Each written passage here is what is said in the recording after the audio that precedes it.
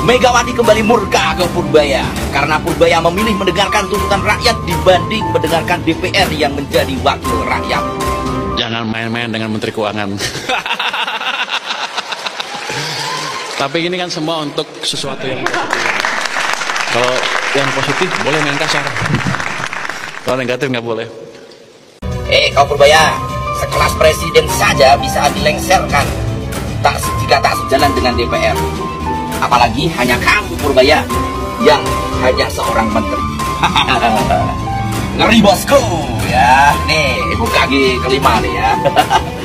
Jangan coba-coba ya, kalian mencari mau menjadikan saya target. Saya lawan.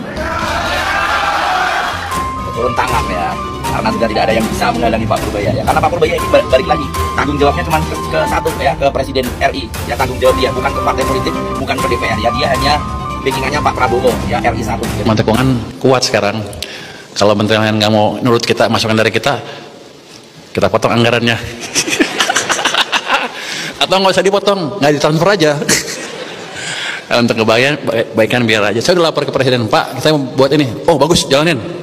Jadi setiap langkah yang saya omongin di publik itu sudah pernah saya sebutkan ke Presiden.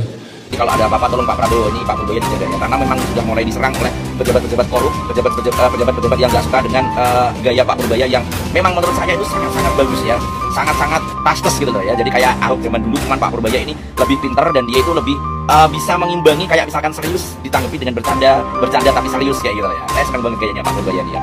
Tapi ini netizen seluruh Indonesia, apabila nih, ini gue tanya ke kalian, apabila Pak Purbaya sampai dilengserkan oleh DPR, ya, sampai disuruh mundur, padahal beliau ini menurut kita ya, menurut rakyat Indonesia ya, yang saya bilang 90% itu sangat menyukai Pak Purbaya. Apabila beliau dilengserkan, kira-kira apa yang akan kalian lakukan guys ya?